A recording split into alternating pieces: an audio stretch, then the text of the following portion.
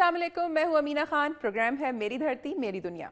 नाज़रीन, मुल्क भर में सरकारी ज़मीनों पर कब्ज़ों का सिलसिला जारी है और ये कब्ज़ा गिर ग्रुप इतना मजबूत है कि इसके खिलाफ कहीं कोई कार्रवाई होती नज़र नहीं आती, बल्कि कहीं तो ऐसा भी हुआ है कि हुकूमत और अदलिया के अहकामात को भी कब्ज़ा ग्रुप खातिर में नहीं ला रहा। इसी तरह सरकारी स्कूलों पर भी कब्जे हो रहे हैं, जिसकी वजह से तलबा का तालीमी मुस्तकबिल भी दाव पर लगा हुआ है। इस हवाले से रिपोर्ट्स और खबरें आज के प्रोग्राम में शामिल हैं, जबकि तालीम, सेहत और दीगर शोबों में आवाम को दरपेश मसाइल को भी प्रोग्राम का हिस्सा बनाया गया है। इसके अलावा अमन व अमान की सूरत हाल पर भी हमारी नजर रहेगी। जो नाज़रीन, प्रोग्राम का बाकायदा आगाज करते हैं और सबसे पहले आपको लिए चलते हैं सुबह सिंध की जानिब। नजर डालते हैं सिंध भर से मौसूल होने वाली अहम रिपोर्ट्स पर। नाज़रीन, कब्जा माफिया न सिर्फ सरकारी जमीनों को हड़प कर रहा है, बल्कि निजी जमीनों पर भी कब्जे किए जा रहे हैं। सरकारी जमीनों के साथ साथ सरकारी इमारतों पर भी कब्जे हो रहे हैं। लाड़काना की तहसील बाकरानी के 2 सरकारी स्कूल कब्जा माफिया की भेंट चढ़ गए हैं। एक स्कूल पर कब्जा कानून के मुहाफिजों का है। आइए मजीद जानते हैं।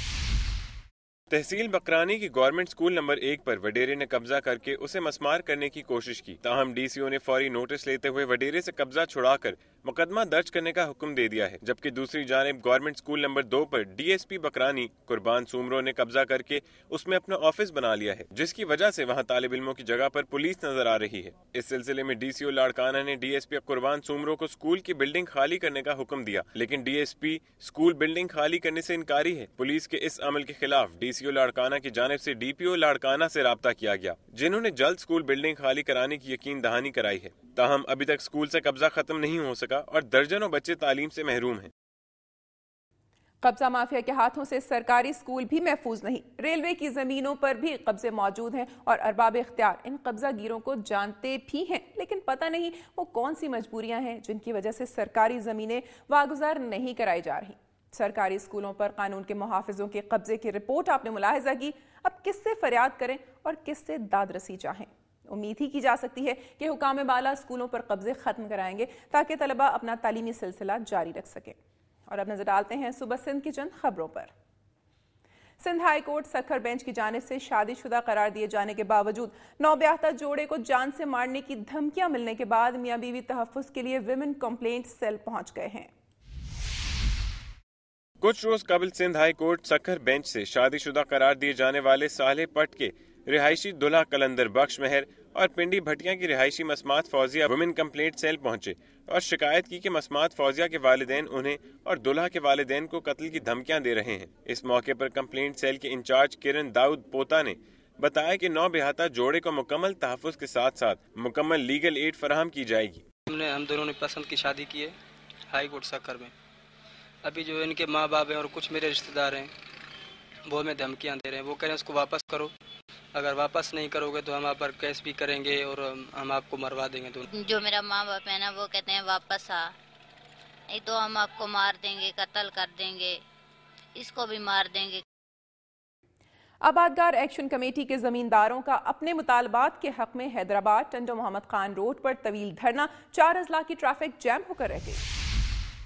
मुजाहिरीन के 7 घंटे धरना देने से हजारों मुसाफिर परेशान रहे। इस मौके पर आबादगार एक्शन कमेटी के रहनुमा पीर अशफाक जान, हाजी शब्बीर मेमन, पीर अहमद सैयद जान, सलीम गद्दी, नाजिम नारो, हाजी अब्बास सेठू, मोहम्मद खान खोसो, बाबू अल्लाह रखियो और पीर मुख्तार शाह ने कहा कि टंडो मोहम्मद खान में 5 शुगर मिल्स हैं और पासमा के सदर की शुगर फैक्ट्रियां भी यही हैं जो आबादगारों का इस्तेहसाल कर रही हैं। अगर यही सिलसिला जारी रहा तो आबादगार गन्ने की फसल बोना छोड़ देंगे, जिससे पाकिस्तान में शुगर का नया बहरान जन्म लेगा। उन्होंने कहा कि गन्ने के मार्केट से कम रेट दिए जाने और आबादगारों से नारवा सलूक पर पासमा सदर का घेराव करेंगे। उन्होंने गन्ने की फी मन कीमत 300 रुपए किए जाने तक गन्ने की सप्लाई मुअत्तल करने का ऐलान किया। इस दौरान मुजाहिरीन ने पासमा के सदर का पुतला भी नजर आतिश किया। धरने से हजारों गाड़ियां फंसी रहीं। पीपल्स पार्टी शहीद भुट्टो ग्रुप के मरकजी सदर सरदार ताज मोहम्मद डोमकी ने कहा है कि बेनजीर भुट्टो के कातिल वही हैं जिन्होंने मीर मुर्तजा भुट्टो का खून किया था।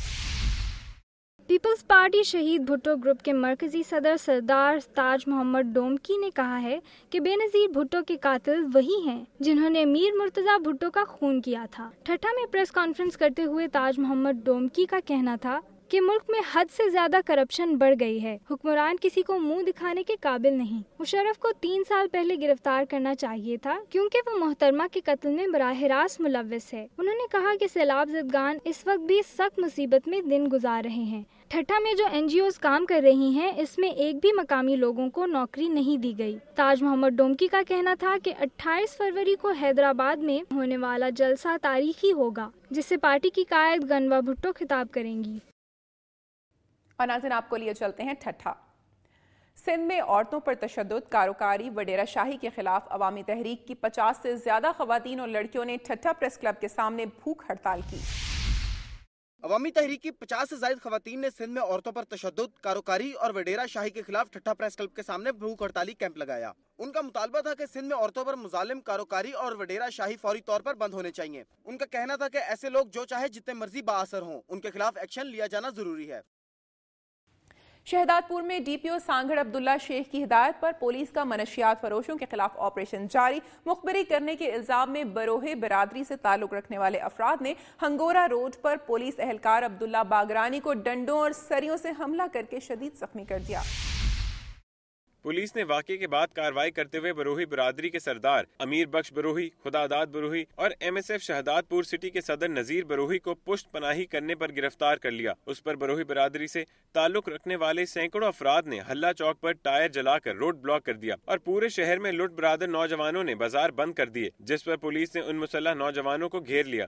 پولیس کے گھیراؤ کرنے پر مسلح نوجوانوں نے پولیس پر فائرنگ شروع کر دی، جس پر پولیس اہلکار اپنا اسلحہ چھوڑ کر فرار ہو گئے. جبکہ مسلح مشتعل نوجوانوں نے بیرانی تھانے اور سانگڑ ہیڈ کوارٹر کی دونوں موبائلوں کو آگ لگا دی اور پتھراؤ کر کے 3 موبائلوں کے شیشے توڑ دیے. اس بھگدڑ میں 2 پولیس اہلکار پیر الن اور علی نواز چانڈیو ایک راہ گیر شدید زخمی ہو گیا، جنہیں متعلقہ اسپتال پہنچایا گیا ہے. جبکہ DPO سانگھڑ عبداللہ شیخ نے شہداد پور پہنچ کر پورے ضلع سانگھڑ کی پولیس کی بھاری نفری طلب کر لی. امریکی ریاست اوہایو کے شہر ٹولیڈو اور پاکستان کے شہر حیدرآباد کو جڑواں شہر قرار دینے کی تقریب میں شرکت کے لیے سابق ضلع ناظم حیدرآباد کنور نوید جمیل امریکہ روانہ ہو گئے. سابق ضلع ناظم حیدرآباد کنور نوید جمیل نے سن 2009 میں امریکہ کی ریاست اوہایو کے شہر ٹولیڈو اور پاکستان کے صوبے سندھ کے شہر حیدرآباد کو جڑواں شہر قرار دینے کی تجویز پیش کی تھی، جسے منظور کر لیا گیا تھا، جس کے بعد حیدرآباد اور ٹولیڈو جڑواں شہر بن گئے ہیں. حیدرآباد اور ٹولیڈو کو جڑواں شہر قرار دینے کا فیصلہ کنور نوید جمیل کے دور میں بے پناہ ترقیاتی کاموں کی روشنی میں کیا گیا ہے. وقت ہوا ایک بریک کا، جس کے بعد آپ دیکھ سکیں گے ضلع بولان کی تحصیل بھاگ میں تیز رفتار ترقی کے اس دور میں بھی انسان اور جانور ایک ساتھ پانی پینے پر مجبور ہیں.